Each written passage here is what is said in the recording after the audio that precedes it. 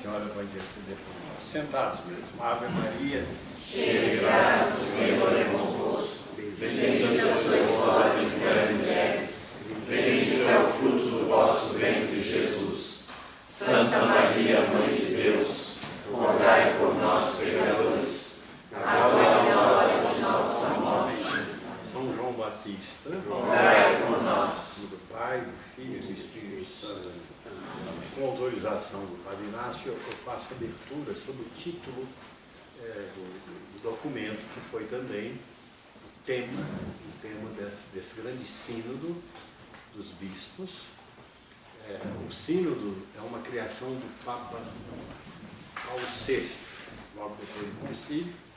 Ele quis que existisse de 3 em 3 anos, 4 em 4 anos, ou de acordo com a convocação do Papa, uma reunião de bispos representantes dos episcopados dos vários países para abordar alguma temática à luz do Vaticano II. Portanto, sínodos dos bispos que vieram acontecendo desde o Vaticano II, ele é o lugar mais importante de a gente saber o que pretendeu de fato o Vaticano II, a aplicação do Vaticano II. E o último sínodo teve como tema exatamente os jovens, a fé e o discernimento vocacional. E o Papa, inspirado no movimento de Emaús, que ele deve ter ouvido falar, escolheu o texto do Evangelho de Emaús como texto dentro do qual a reflexão se desenvolve, né? Vocês vão perceber que consta de 3 partes o documento. Pôs-se com eles a caminhar, a parte primeira, que é a parte da escuta, né? Qual a situação da juventude. A segunda parte, os seus olhos se abriram, que é a reflexão sobre o que se deve propor para os jovens, né? E a parte terceira, voltaram imediatamente à ideia da missão. Então, o documento final está distribuído assim. Pôs-se a caminhar com eles. Esse aí seria um primeiro, uma espécie de ver, né?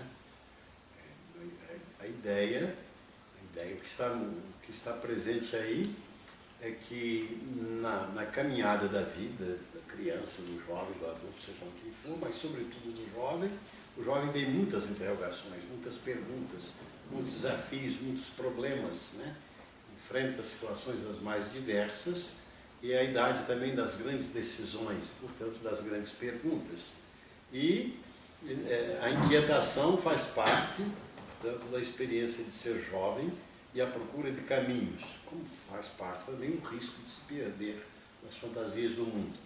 Então, nós cremos que Jesus, que morreu e ressuscitou, ele se faz presente na vida de todo ser humano e, com certeza, de uma forma muito particular, ele se faz presente no coração, na vida da juventude. Pôs-se no meio deles, começou a caminhar. E aqui a palavra-chave que o Papa Francisco tem muito usado é que a igreja deve escutar, né? Escutar, escutar, escutar, escutar. E escutar é uma forma de se colocar na atitude que quem coloca na atitude profunda de escuta provoca na pessoa a abertura, né? Quando a gente vai com a doutrina, já vai dizendo que tem que ser assim, tem que ser daquela forma, e vai propondo sem primeiro deixar que o coração, o que está mais profundo no coração da pessoa se exponha, a nossa palavra cai no vazio. Então, a escuta. E escutar, no caso, é a parte primeira do documento, que é exatamente como está a juventude, como está a juventude hoje, né? O que está acontecendo com a juventude. E lá estavam presentes jovens também no mundo inteiro que puderam falar. A verdade é que essa presença de Jesus, que entra em diálogo com o jovem, pela ação do Espírito Santo, naturalmente, a mediação da igreja, ele vai falar muito de acompanhamento no capítulo 2. Então, esse diálogo de Jesus com os discípulos de Emaús, a gente espera que esse diálogo, se acontecer de fato, nessa linha, nessa profundidade, com um jovem que busca, levará à fé, né? Ele vai crer, ele vai ao receber o anúncio, seus olhos vão se abrir e ele vai descobrir: Jesus é a resposta, ele vive, está conosco, e aí então começa um caminho. Esse caminho agora é um caminho de discernimento. Como é que eu vou viver essa experiência de encontro com Cristo? Então você tem o caminho, a vocação sacerdotal, o matrimônio, a vida familiar. Tudo deveria, na nossa vida cristã, toda decisão que tomássemos, se eu vou ser médico, vou ser barbeiro, não deu para fazer o que eu queria, eu tive que ser comerciante, tudo deve ser interpretado nessa dinâmica vocacional. O Senhor, que caminha comigo, quer que eu viva essa escolha ou essa situação à luz da presença dele. Então, o discernimento é fundamental. Como uma pessoa pode ir encontrando a vontade de Deus e o caminho que Cristo quer que ele faça, se não houver, se ele não estiver disposto a se perguntar o que ele quer de mim, né?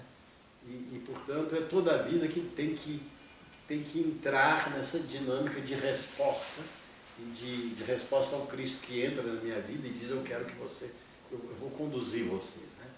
Esse discernimento supõe o Espírito Santo que dá discernimento à própria pessoa, mas supõe a direção espiritual, o acompanhamento de pessoas amadurecidas, né?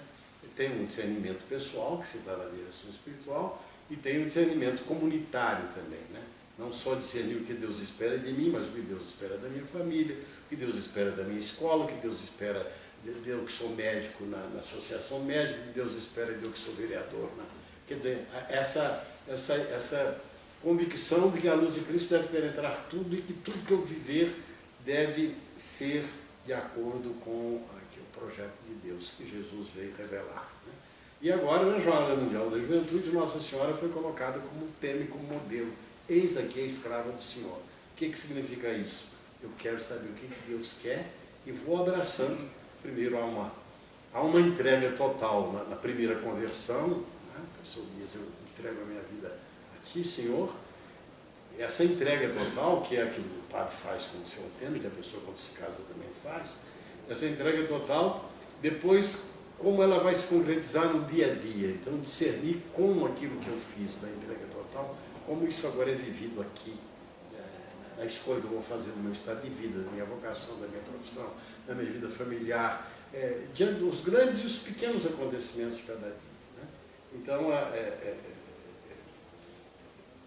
o tema dessa jornada, o tema do sínodo, portanto, é os jovens, a fé e o discernimento vocacional. Dentro disso tem a primeira parte, que é o ver, né? Jesus pôs-se com eles a caminho. A segunda parte, os seus olhos se abriram. Se vocês vão ver, o novo Pentecostes é pelo Espírito Santo que os olhos se abrem, a graça do Espírito Santo. Aí fala o dom da juventude, o significado teológico da juventude, o mistério da vocação. Toda a nossa vida é resposta ao chamado, toda ela deve ser, né? Até quando eu sou ofendido por uma pessoa, ao invés de eu reagir e ofendê-lo, eu devo dizer o que Deus está pedindo de mim. Eu tenho que dar uma resposta. Toda a minha vida deve ser resposta, né? O mistério da vocação, eu gosto até de imaginar assim, Deus chamando: Eduardo, e aí eu começo a existência. Quem me chamou? Aí eu vou buscar aquele que me chamou a existência. E aí, nessa busca, a gente pensa então, a toda a catequese infantil, tudo deveria ir colocando essa ideia que a gente é chamado a existência para o encontro de Deus. Desde pequeno, deveria ser uma catequese sempre vocacional, de discernir para que Deus me chamou, onde eu devo chegar, que caminhos que eu devo fazer. Então aqui a segunda parte, portanto, o trabalho, isso, o mistério da vocação, e aqui insiste na missão de acompanhar. Muito importante, né? Missão de acompanhar. Fala dos padres, de adultos que devem acompanhar, o acompanhamento da pessoa, né? E a importância da comunidade também como espaço apropriado para esse acompanhamento, que é um acompanhamento para ajudar a discernir. descobrir o que Deus espera. Então o discernimento deve estar sempre presente, e esse discernimento é feito na oração, pela vida comunitária, escuta a palavra de Deus, e com pessoas que têm condição de assessorar, né? E os acompanhadores, aqueles que acompanham, devem ser homens e mulheres de profunda espiritualidade. E por fim, a terceira parte, que é a dimensão missionária, voltar imediatamente. Aqui tem um capítulo. Primeiro, uma igreja jovem, uma igreja rejuvenescida, uma igreja tomada por uma vida nova, né? E que, portanto, é uma igreja rejuvenescida. Não significa que é só de vocês. O Padre Inácio e eu também fazemos parte, né? Nós também nos renovamos, sobretudo com eles, né? Uma igreja dinâmica, como o Papa Francisco tem sido. E aqui tem um capítulo primeiro, a sinodalidade missionária da igreja. Né? Essa palavra sínodo é uma palavra composta de ódos, que é caminho, e sim, que é grego. É o mesmo caminho, né? O mesmo caminho. A igreja todo mundo deve participar, todo mundo, padre, bispo, não existe nenhum membro da igreja que não deva participar da vida da igreja, da comunhão e ao mesmo tempo da missão. E a sinodalidade seria a forma da igreja caminhar no mundo deve ser em comunhão com o mistério de Deus, e essa comunhão manifestada na fraternidade e ao mesmo tempo na busca comum de caminhos para a salvação do mundo e das pessoas. Né? E aí vem como consequência o capítulo 2 da terceira parte, caminhar juntos na vida diária, a vida de cada dia, né? Pode pegar a família, o dia a dia, e depois um renovado impulso missionário. E depois o capítulo 4, para isso é preciso uma boa formação, uma formação integral. Então, essa é a introdução que eu faço agora. A gente fica aberto a perguntas, e o Padre Inácio, naturalmente, Aquele comentário, né? Deve dar a sua contribuição. Eu me sinto assim muito pequeno, sinceramente. Isso já é uma grande coisa. Que o bispo tenha a plenitude do Espírito Santo. Todos nós temos o Espírito Santo, mas ele tem plenitude pelo fato de ser bispo, arcebispo. Para assim, ser bispo. Agora para para ser cristão não basta do batismo. Então, o que Dom Eduardo fez aqui, quem não leu o documento já sabe do que se trata. Foi ótimo, foi excelente e já é praticamente a palestra que o senhor vai dar no ECME, né? Como sempre, a primeira palestra sobre o documento, o tema vai ser como esse. ficou gravado, a gente pede. O pessoal já pode estudar.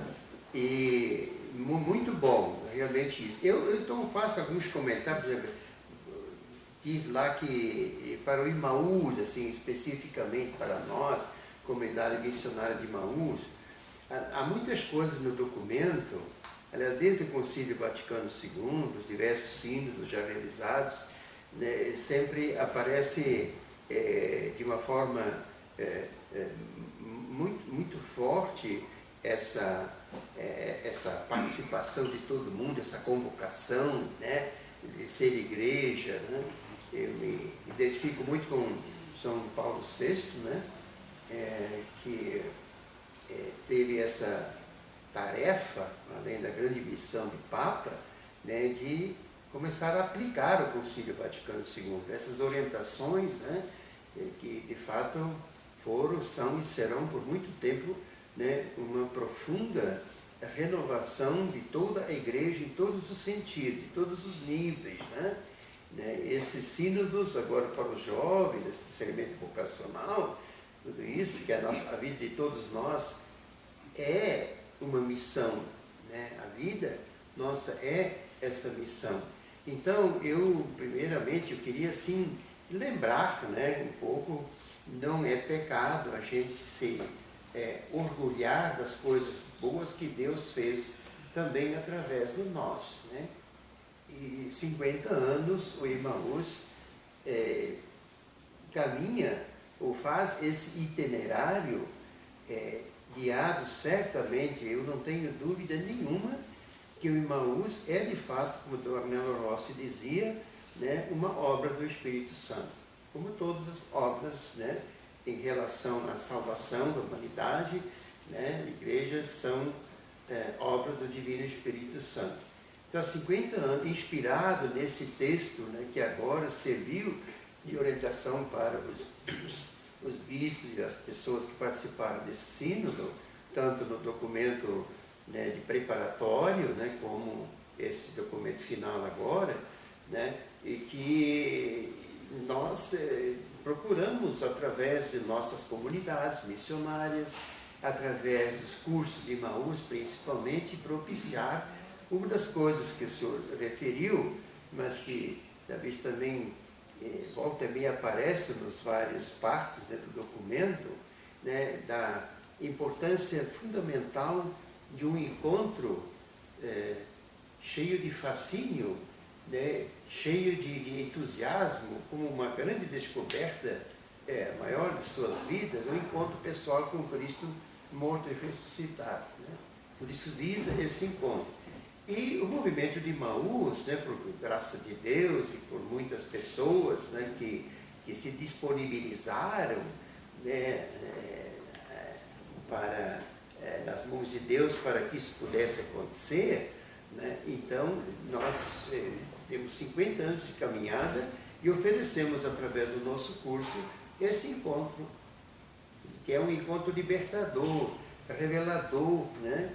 Porque é um encontro pessoal com Cristo, que é essencial em qualquer vocação, vivência e vocação, precisa acontecer esse encontro, né? E que chama-se também, em linguagem nossa eclesial, catequética, né, do anúncio do querigma, né?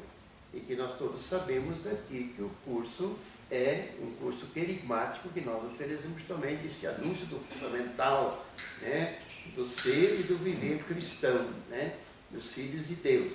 Então, essa proposta que agora a Igreja toma como que, né, uma orientação para toda a Igreja daqui para frente, como diz o documento, né, o documento serve de orientação nessa caminhada, para que, a partir de um encontro, né, pessoal, profundo, verdadeiro, leal, né, alegre, com o Cristo vivo e ressuscitado, as coisas podem acontecer e as mudanças, né, a ocorrerem na vida das pessoas, dos jovens, né?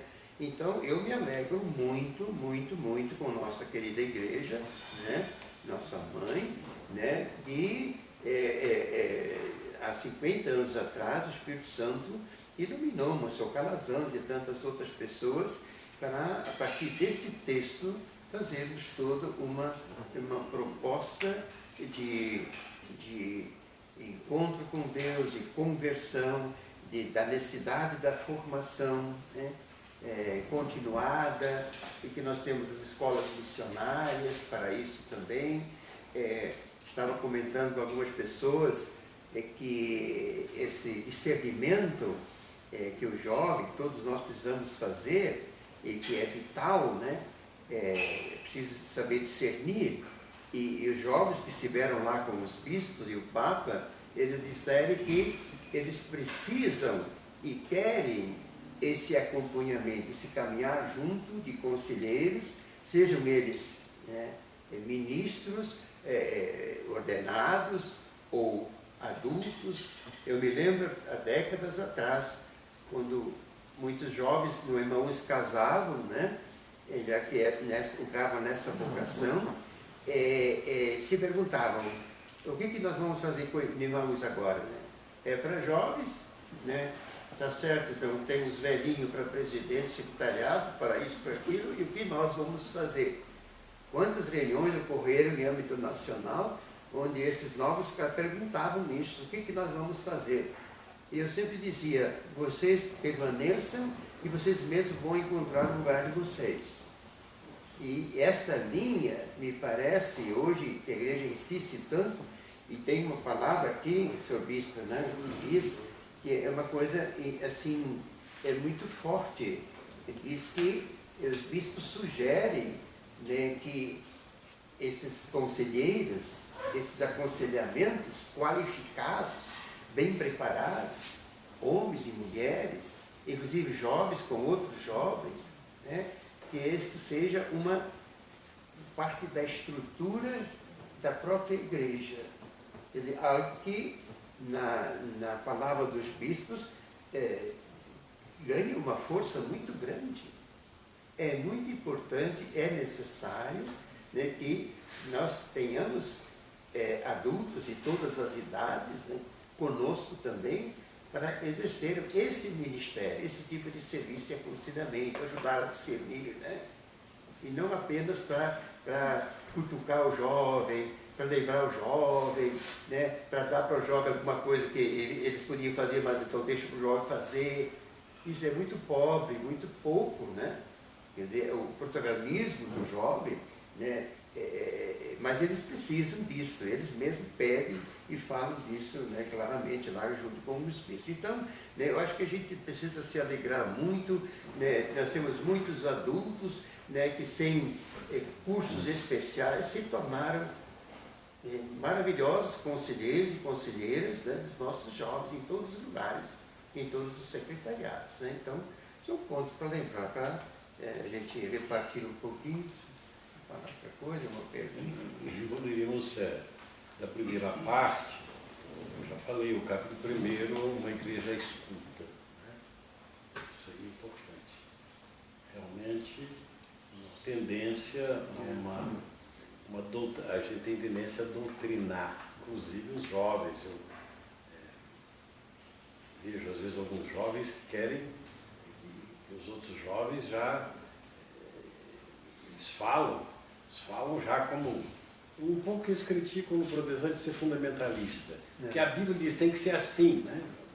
E a gente tem que ouvir primeiro, a palavra de Deus tem que cair no coração suplicante e não uma coisa sem posse. Então é preciso escutar. Sem uma boa escuta não há evangelização. Uma igreja escuta. E aí a gente poderia levantar uma questão. Vocês, como jovens, também os adultos, irmãos, sentem que nas paróquias os jovens são escutados, as preocupações que eles têm, o que eles estão passando. Não precisa que eles venham falar. Os pastores e os adultos cristãos que são de igreja e que querem evangelizar, estão atentos àquilo que se passa com a juventude. O que está se passando com a juventude? Aí no capítulo 1 fala de 3 pontos cruciais. Fala hoje uma juventude migrante, né? Migrante, aí o documento se refere àqueles que migram por causa da guerra, outros que migram porque estão passando fome, outros que migram porque não estão passando fome, mas querem uma situação melhor, né? E fala que essa experiência da migração é uma experiência paradigmática do desenvolvimento, porque o povo hebreu foi um povo migrante. Na verdade, o migrar lembra que a gente está sempre indo adiante, procurando, né? Essa ideia da procura caracteriza bem a juventude, como caracteriza todo ser humano. Mas esse é um ponto também. Hoje, na sociedade de hoje, ninguém está... A gente não fui criado na roça, até na Paz era minha família, do outro lado do morro, meu tio, o outro tio, e a gente não tinha essa mobilidade social em que a gente está indo de um lugar para outro, fazendo contato com as situações as mais diferentes. Então, a gente está sempre, de uma certa forma, migrando, né? Fazendo contato com realidades novas. E tem esse mundo de juventude que vem para os centros maiores e vão estudar nas universidades, e aqueles que vêm trabalhar. Então, há toda uma mobilidade a qual se deve prestar atenção. Então, fala da migração, fala também, fala de 3 pontos, né? Digital, 3 pontos cruciais. Mundo digital. O mundo digital, essa experiência de comunicação das redes sociais, o que significa isso? Isso é uma coisa que vocês teriam que falar, não nós. Como é que vocês veem os irmãos de juventude mergulhados? O que isso traz de bom, o que isso traz de negativo? Como é que está isso? Como que a gente pode, como a gente se situa dentro desse mundo, né? E uma terceira coisa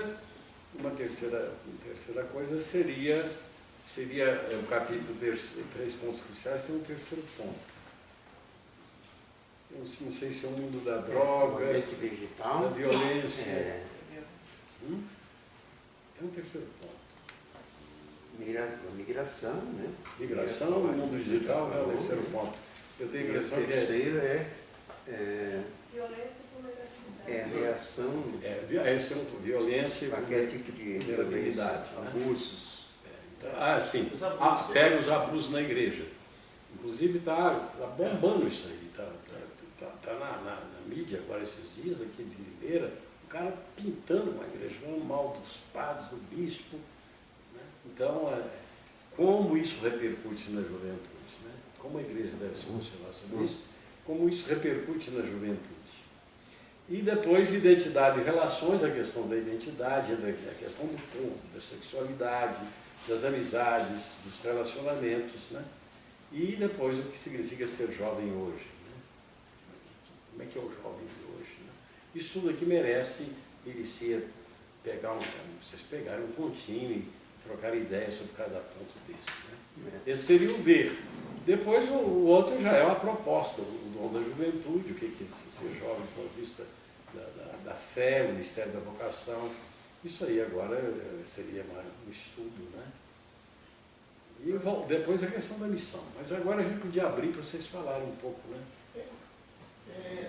Queria que o senhor comentasse, porque eu já vi uma parte, e quando o senhor foi falando sobre essa questão de quando Jesus, né, é apresentado ao jovem, né, a verdade sobre ele, o jovem entra em contato, nesse encontro, ele passa a caminhar com Cristo,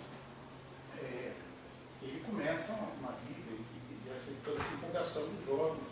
Mas o Papa fala uma frase, parece que tem o seguinte sentido, dizendo que Cristo oferece um amor infinito, mas ele espera, ou cobra, um coração indiviso. Né? Um coração indiviso. Né? Então, assim, como fazer com que o jovem consiga chegar nisso, né? Porque para não ficar naquela superficialidade, né? Ele entra na empolgação, mas depois não abraça e mergulha para fazer com que sua vida realmente... A importância do acompanhamento. Né? Eu estou lendo um livro sobre Santa Teresa d'Ávila. Ela diz essa primeira experiência, e ela diz, e a porta é a oração. E as 3 primeiras moradas são de muita luta para desapegar das paixões, disso, daquilo. Então não o coração indiviso não é uma coisa que acontece, né? É um processo. E aí é preciso manter a oração, manter o espírito, vamos chamar de penitência, o ascese, que é o autodomínio, a superação das paixões, o desapego, a capacidade de equilibrar-se interiormente, né? Que do ponto de vista da espiritualidade poderia ter um tom de renúncia, tem que renunciar, mas do ponto de vista de uma boa psicologia, significa maturação e autonomia. Vou dar um exemplo de um médico que uma vez fez uma palestra no Emaús, o doutor Acriso, e ele falava o que é liberdade. Então ele descrevia assim, um professor estava com um monte de livro na mão porque estava pertinho do colégio e atravessou uma rua para entrar no colégio. E de repente um cara enfiou um pedaço de pau no meio das pernas dele, caiu, aqueles livros caíram pelo chão, ele levantou, quando ele foi assim, era um cego. Aí ele parou, deu a mão e atravessou o cego. Então ele diz, a liberdade consiste na capacidade de fazer boas escolhas, e não na capacidade de fazer aquilo que o impulso dá. Né? Então há todo um processo que não termina nunca, né? Que é esse processo da procura da unidade interior. Ele vai terminar com a morte. Mas, vamos dizer assim, Santa Teresa vai descrever, a pessoa vai passando uma morada, outra morada, até a terceira, são uma morada de grande luta, e depois ela começa a entrar já mais numa experiência mística mais profunda, não vou entrar nisso. Então, é só para dizer assim, é um processo, e nesse processo é preciso apoio, orientação espiritual, a confissão, o sacramento, e é preciso o apoio de quem acompanha, o diretor espiritual, uma outra pessoa, aquele que quer crescer em santidade tem que estar disposto a se conhecer, né? E perceber isso que está dentro de mim é feito do pecado, isso aqui me desvia do caminho de Deus, eu tenho que lutar contra isso. eu tenho que cultivar a oração, a caridade, aí é todo um processo de vida espiritual, e aí é verdade, aí nós não temos controle, né? Mas é preciso oferecer essa possibilidade. Aí entra a liberdade da pessoa. Muitos podem até desistir no meio do caminho, ou ficam com aquela experiência do Emaús que vai levar até para o céu, né? Mas às vezes não desenvolve todo o potencial de amor a Deus e amor ao próximo que poderia desenvolver.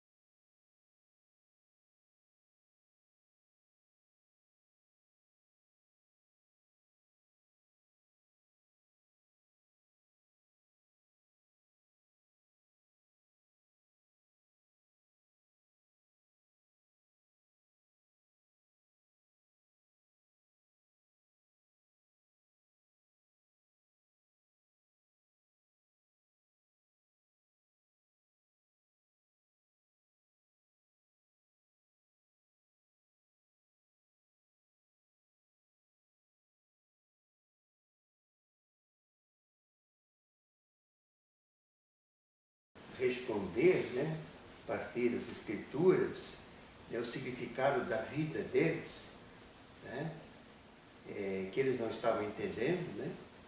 Jesus disse o seguinte: o que vocês estão pensando? Quer dizer, escuta, o primeiro escutar, o que eles têm a dizer. Ah, você não sabe, não sei o que aconteceu aqui, tá? Eles falaram, né? Então, a atitude de escuta do próprio Cristo, né? Essa passagem que normalmente a gente não explora tanto, né? Mesmo dentro do curso, na meditação sobre o caminho de Emaús, né? Que a gente não vai, Jesus foi explicando, sabe, coisas, a partir das Escrituras, para eles começarem a entender. E aí depois, o que foi acontecendo? O coração aquecendo, né? Mais tarde, com a Eucaristia, a partir do pão, os olhos se abriram, né? E aí então, depois, vai para o IT, vamos voltar para anunciar para todo mundo, né? Então, esse itinerário, né, que supõe sempre, então é muito forte que a igreja precisa escutar. Nós precisamos escutar, os bispos precisam escutar. Tem um puxãozinho de orelha aqui até para os bispos, né? Que os padres, que nós mesmos, né? Com tantas tarefas, né? Atarefados com 1000 coisas, né? Quer dizer, inclusive foi colocado lá por muitos padres, né? Que estavam assoberbados com as questões administrativas da paróquia, né? E não tinham tempo, em outras palavras, né? Disponibilidade para ouvir, né? O que os jovens mesmo... Nós temos aqueles jovens, né? Em todas as paróquias, no Emaús, muitas pessoas do Emaús são catequistas, né? Preparam a gente nas paróquias. Isso existe muito, é uma grande coisa. E individualmente, membros das comunidades missionárias de Emaús fazem esse trabalho, né? Em suas comunidades paroquiais, né? O que é muito bom, né? Mas essa atitude de escutar, realmente acho que não acontece, escuta-se pouco, realmente os jovens, né? Não se deixa falar tudo que eles têm que falar, né? E depois de falar e expor suas problemáticas, seus desafios, suas perguntas, né? Sem respostas, né? Suas interrogações sobre comportamento de padre, de bispo e tal, na igreja hoje, uma das questões, né? E tem uma parte aqui do documento que eu achei assim muito bom também, né? Que diz assim que o jovem precisa de referências, né? E ele busca referência, ele se inspira. No mundo aí fora nós vemos isso de uma forma superficialíssima, mas total, né? Cada música que no carnaval inventam, todo mundo toca, né?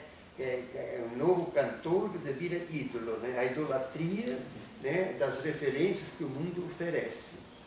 E em nossas comunidades, né, sempre foi muito importante que os nossos jovens tiveram boas referências, tanto de sacerdotes, né, como de adultos, onde se inspirar, né? Porque eles precisam que alguém indique o caminho. A missão da igreja é essa, indicar o caminho, né? Que é o próprio Jesus Cristo, né? Para saber orientar as pessoas. Então, as pessoas jovens precisam de referências. Houve uma época, no começo, quer dizer, a importância de Monsenhor Calazans, Padre Ricardo aqui em São Paulo, Monsenhor Tires em Porto Alegre, Padre Bianchini em Florianópolis, né? Eu um pouco menos, né, depois ali, né, eu comecei a participar, né, há 40 anos atrás, né, então também a gente foi referência. De tal maneira que em muitos cursos de Emaús aconteciam coisas assim inesperadas, né? E nos cursos masculinos, metade dos cursistas queria ser padre. Então, as referências, né, de bons sacerdotes, realmente sacerdotes que se doam generosamente, né, ao serviço e atenção aos jovens, é muito importante para o jovem, né? Por isso, irmãos, não pode existir sem sacerdotes, e bons sacerdotes.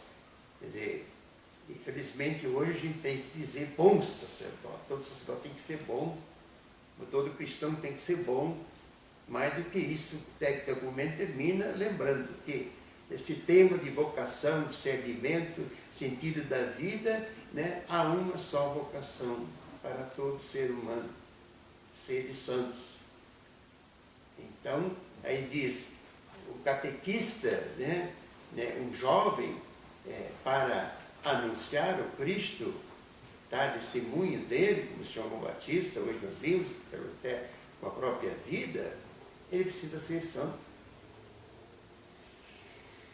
Nossos monitores, nossos palestrantes, né, jovens e adultos, têm que ser testemunhas vivas, autênticas.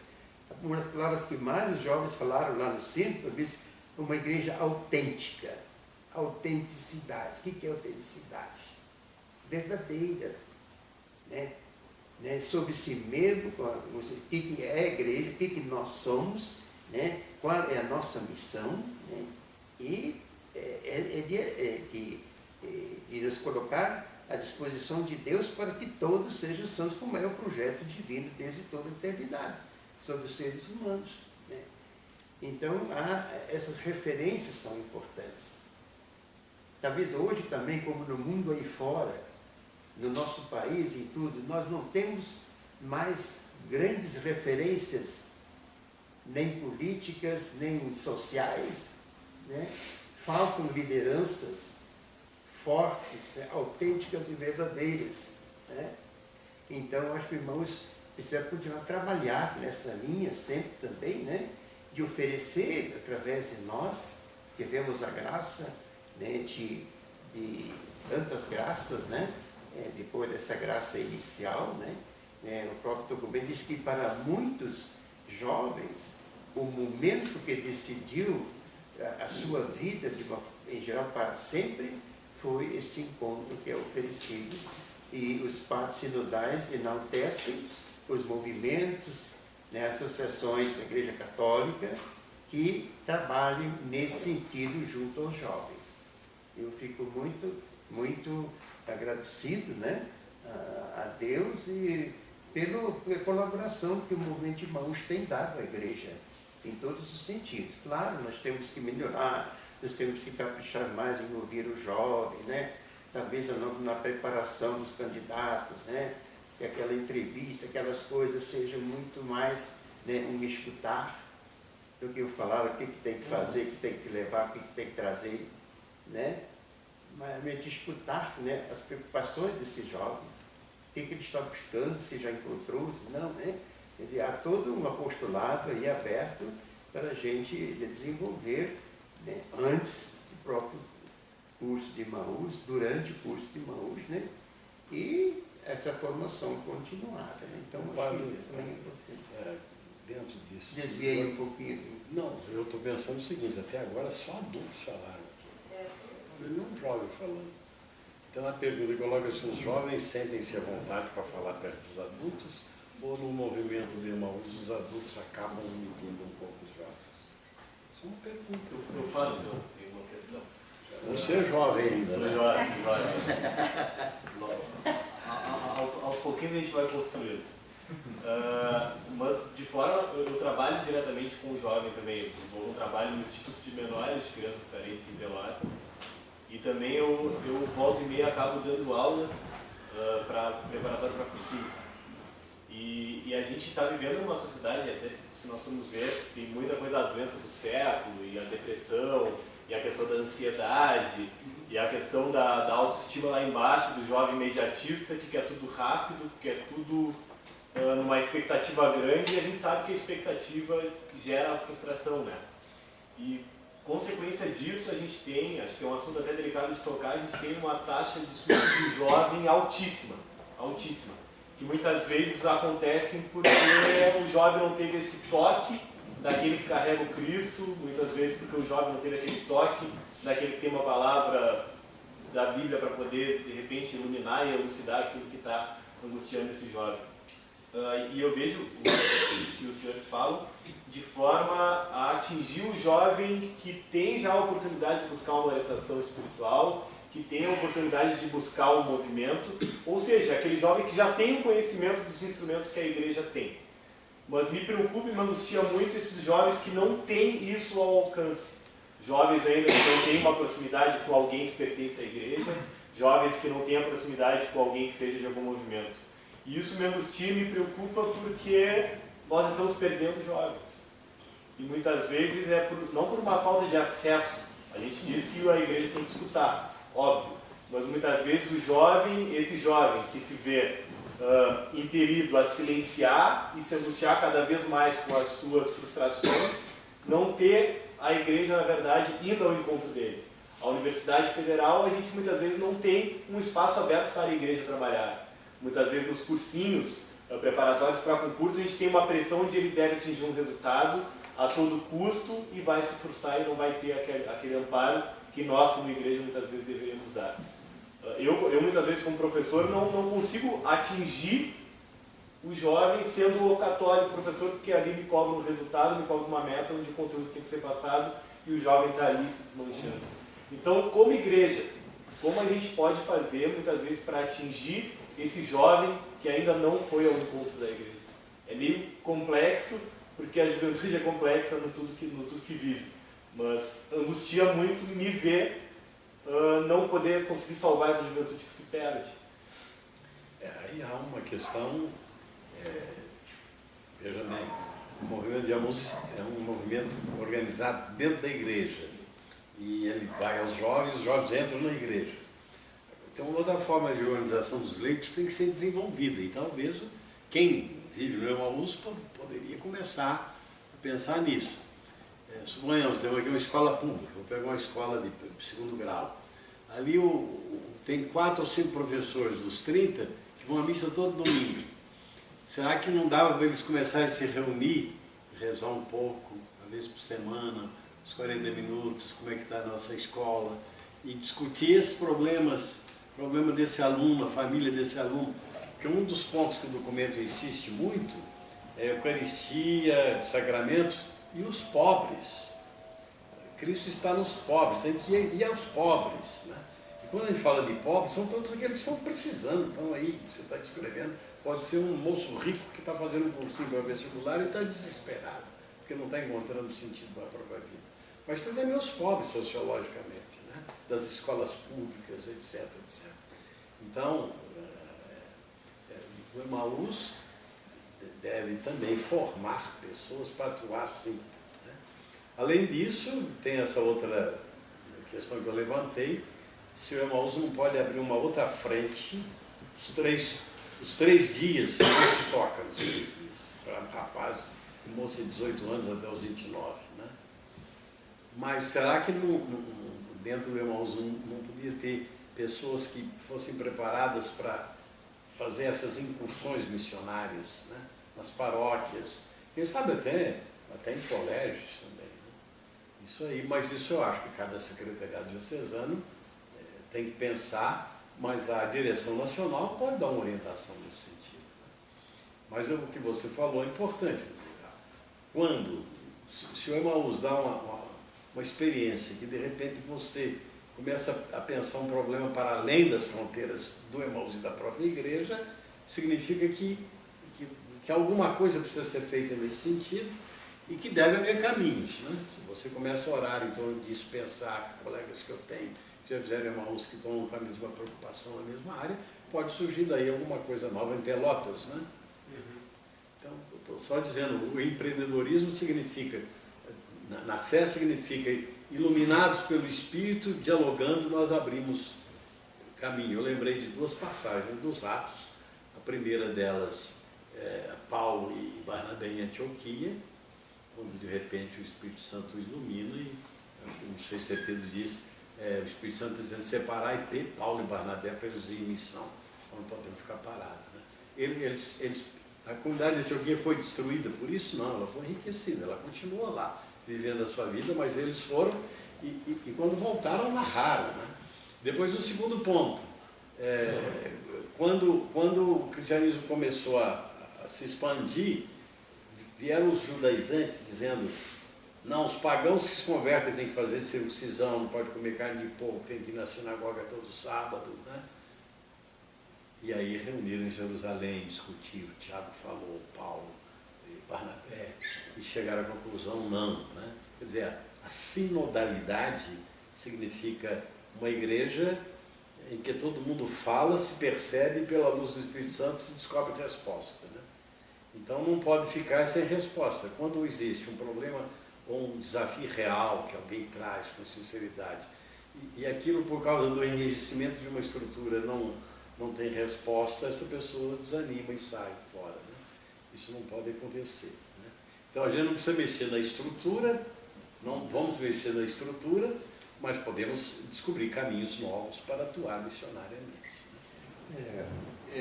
Assim, eu sempre também me preocupei demais com isso, né? E não estou satisfeito, eu vivo angustiado com isso. Né? Em muitos lugares, Brasília, em muitos lugares, a gente está atingindo, né, aquele jovem já, né, de alguma maneira, né, já trabalha na paróquia, outro movimento, né, Brasília tem muito isso, catequista e tal, né? Então o curso sempre é bom para eles, mas é para um bem pessoal deles. Eles nunca serão pessoas que deixarão o seu trabalho e nem devem deixar para ficar na comunidade de Emaús. Mas eu sempre me preocupo, Brasília sabe, de vez em quando, nós vamos para as escolas, ensino médio, e perepepé, né? E é uma dificuldade muito grande fazer isso para quem ainda não conhece, né? E para todo mundo, pode ser também enquadradas para os pobres, para as necessidades, para os excluídos, né? Mas que também é um mundo jovem muito grande. Fico assim, meditando aqui, com muita alegria pessoal minha também, né? Diz que o mundo da arte, o mundo da música, né? O mundo da cultura, né? Das coisas populares, né? nos primeiros anos, me lembro muito bem, a gente no esporte fazia até campeonatos, né? De futebol de salão, de vôlei, de coisa assim, né? A música era outra. Eu participei de reuniões em que a reunião era antecipada por 1 hora de cantoria, né? Todo mundo sentado. Né? A arte, o recurso, o uso da arte, né? O uso da música melhor, né? Rodrigo, né, Joinville, vocês têm lá uma integração, né, com a cidade inteira através desse mundo das artes, né, da cultura, das tradições, né? Quer dizer, é uma outra porta, né, que eu acho que a gente tem que voltar. O desporto, o esporte, né, quer dizer, se você não cuida, quem gosta de futebol, 24 horas do dia, o ano inteiro tem futebol para você olhar, né, na televisão, né? Então, mas é um mundo em que muitos jovens participam. Hoje, ontem morreram alguns jovens, né, sonhadores, e chegam para o futebol lá no Rio de Janeiro, né, queimados. Né? Então, isso é uma outra coisa que acho que no mundo jovem é preciso também saber utilizar com sabedoria, com equilíbrio e tal, mas também, né, usar essas marcas. Mas eu vejo, eu fico imaginando, eu acho que se eu fosse nada disso que eu sou, ainda apenas meus 18 anos de idade, por exemplo, né, se eu teria coragem de ir assim em shopping, os grupos de tem essa turminha, né, essa turmona, essas gangues, às vezes até, né, reunidos, de chegar lá e me apresentar, né, como alguém que tem uma notícia para eles, né. São desafios, né, que, em geral, né, a gente não tem essa ousadia, né. A igreja tem, o Padre Francisco tem falado muito, tem que ser ousados, né. Ousados, né, pensar realmente em coisas desse tipo, para atingir mais gente, né, mais jovens, né, que a maioria não está indo à missa, não está no livro de texto. Eu acho que tem um trabalho mais fácil para os jovens, inclusive de Emaús, que seria atuar junto com os jovens que já vêm na igreja. Porque o Emaús está cuidando de gente de 18 a 29. Você pega, eu faço crisma, 50, 70, aí diz que faz crisma e depois vai embora, some. Parece que a crisma é despedido da igreja. Devia ser o começo de uma vida nova. Então, será que esse seria um lugar de atuação mais fácil, né? Se houvesse uma organização diocesana do próprio Emaús pudesse oferecer elementos para fazer encontros com esses jovens, né? Participar, né? Agora, esse outro aspecto, que é o testemunho que se dá no mundo, como você que é professor, né? O anúncio do Evangelho no coração do mundo se dá pelo testemunho, né? No Paulo VI, no Evangelho do Centro, fala: um cristão, um grupo de cristãos que pela sua simplicidade, seu espírito de solidariedade, amizade com seus irmãos, vive tal, desperta daqueles com quem ele vive perguntas por que eles são assim, pacientes, no sofrimento sabem viver em paz. O testemunho desperta, aí Paulo VI diz, e essas pessoas vão se levantar perguntas, aí depois você anuncia, né? Mas você não pode fazer um anúncio sem antes ter vivido a dor do outro, a alegria do outro, né? Senão fica um anúncio de fora. Mas também é válido, a gente ouve falar de pessoas que chegaram e falaram: Jesus te ama, e às vezes os caras se convertem. Pode também fazer isso, né?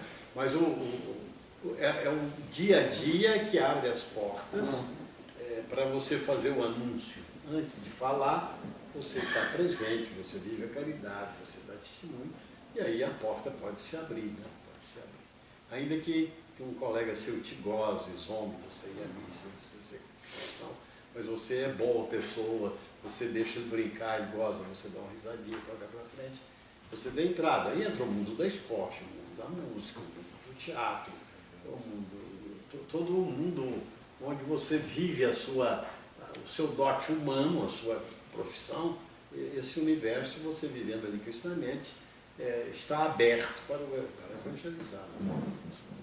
E é bem nessa provocação mesmo, Dom, você, os jovens principalmente, a gente vê hoje que nessa linha que a gente Padre Inácio falou de você fazer o anúncio, a provocação que vem para a gente é justamente isso. Não adianta simplesmente você estar lá e dizer, Jesus te ama. Hoje, você tem que viver dentro do meio, sem ser do meio, para que com o teu testemunho você consiga evangelizar. Porque o mundo faz de tantas formas, de tantos, né, que se você for muito superficial na hora de você fazer esse anúncio, você acaba caindo justamente isso, numa chacota, né, acaba sendo até, o jovem principalmente, daí ele acaba criando uma introspecção, né, porque foi talvez negado naquele momento ali, e acaba tirando aquele vigor do jovem. Mas é provocativo a gente realmente vivenciar com o jovem, ser cristão no meio, ser testemunho, e ali sim a gente conseguir passar para esse jovem como é que você vive esse Cristo, né? E aí sim, ali fazer o convite, fazer o anúncio, né? Mas é desafiador, é muito desafiador. No mundo que nós estamos vivendo hoje, o jovem ele tem muitas diversidades. E aí nós temos que ser mais diversificado ainda para que a gente possa atingir o objetivo. Senão a gente... Não, há uma grande campanha contra a igreja, né? Hoje, eu estava escutando um cara falando contra o bispo de Limeira, o padre de Limeira atacou o anúncio, o dizimão, um horror o cara falou. E isso vai pelas redes sociais e os jovens escutam e dizem, está vendo o que é a igreja? Então, outro dia apareceu um slogan assim, mais Jesus e menos igreja, né? O padre Paulo Ricardo medita sobre isso. Isso é uma forma de desvincular o jovem da igreja para depois botar o Jesus que você quiser na cabeça dele, né? Mas isso cria aquela reação, você é de igreja, o padre fulano, você ouviu falar, aquele que praticou, ele fez pedofilia, aquele outro, também aquele bispo, tá vendo? Esse papa, coitado, está sofrendo, a igreja está acabando, né? E essa ideia de uma igreja em decadência é muito espalhada hoje por uma mídia agressiva. Então, é preciso que aquele que está com isso na cabeça, você é da igreja? Sim. Você vou à missa todo domingo. E ver que você é uma pessoa boa. Né? Então, isso é fundamental, claro. Né? Agora, para aqueles que estão na igreja, é preciso dar um anúncio. Eles estão vindo para preparar para a crisma. Então, precisa haver gente que forme esse pessoal, porque a gente fica pelejando e vai. E crisma, e depois, e casa na igreja, e casa, e fica, a maioria depois some, né? Então, como que a gente pode ajudar, né? Naturalmente, não é o Irmãos que vai resolver esse problema, mas qual a participação e como o movimento de Irmãos pode trabalhar, primeiro formando o pessoal que faz Irmãos para isso, uma formação mais sólida e uma compreensão maior dos desafios. E depois, quem sabe, criando em cada diocese formas de apostolado e de missão que venham responder um pouco a esse problema da juventude. O próprio sínodo, também os bispos falam isso, né, que, na verdade, depois visto tudo isso, ouvido e tal, né, percebe-se com uma clareza imensa a necessidade de uma renovação muito profunda em todo o processo da iniciação à vida cristã, que já vem há mais tempo sempre colocado pelos papas, né? E aí ninguém pode ficar de fora, isso vale para todo mundo, né? Para que não aconteça isso, né? Anos venho falando, só faz o crisma, né? Primeiro já não se consegue mais que eles estejam lá, a maioria ao menos assim, por amor, por gosto, mas que faz parte de um processo de formação, né? Os pais impõem. E tal, os pais impõem, aí faz. Crismado, bom, agora eu estou livre, né? Me mando, faço o que eu quero. Né? Tudo errado, né? A conclusão não pode ser essa, de uma verdadeira iniciação à vida cristã. Eu penso, puxando até um lado, onde o jovem hoje cada vez mais é inserido nessas novas mídias sociais. E aí eu fico tentando compreender qual que é o papel da comunicação. Eu não entendo a comunicação só no ato de transmitir, porque a comunicação, para ela ser efetiva, ela tem que ter o emissor e o receptor, e os dois têm que estar integrados para que ela realmente aconteça, senão só ficam solta verbos e ela não acontece ali na sua forma efetiva. E aí, qual que é o papel da comunicação? Eu compreendo a comunicação da igreja como a homilia do padre, uma liturgia bem celebrada, né? O direito do cristão ter uma liturgia bem celebrada. Como que isso pode ser colocado no serviço dessa evangelização? Porque cada vez a gente percebe que alguns jovens estão ali interessados, mas às vezes a comunicação dentro do seu âmbito total não acontece de forma plena. Eu acho que isso é um pecado que a gente faz, porque a gente não compreende toda essa dimensão. E, às vezes, alguns padres eles não sabem lidar com isso, então eles são avessos dessa questão. Às vezes as nossas paróquias, as nossas comunidades não estão preparadas para lidar com essas novas mídias, porque cada vez mais é onde o jovem está inserido.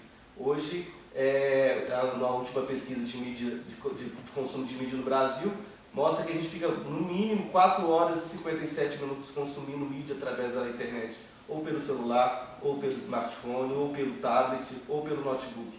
Então, 4 horas ali, e às vezes a gente não chega nesse espaço. Se a gente soubesse utilizar isso de uma forma para serviço da evangelização de uma forma mais plena, eu acredito que a gente também teria avançado em grandes aspectos aí para a gente poder trazer essa plenitude, essa igreja em saída, essa igreja em escuta também.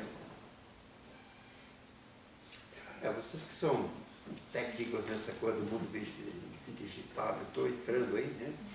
Mas eu tenho algumas pessoas lá no grupo, né, que é interessante que alguns são casados, outros não têm nada de especial, mas o que eles fazem, né, as mensagens que passam, os vídeos que fornecem, é evangelização pura, através dos meios, né, digitais. Né? Eu acho que esse é um ponto que se poderia falar, fazer muito mais, né? Poderia se fazer muito mais. Os jovens, principalmente, né? Difundir as boas ideias, as boas escolhas, as boas maneiras, né? A importância de uma vida de oração, né? A importância de uma vocação doada, né? Para fazer o bem, para ser solidário, né? Quer dizer, acho que tem um campo sem fim, quase sem limites aí. E acho que a gente tem que aprender muito ainda. Não sei também como. Pode ser que haja muito mais coisa que eu não sei, né? Deve ter, né?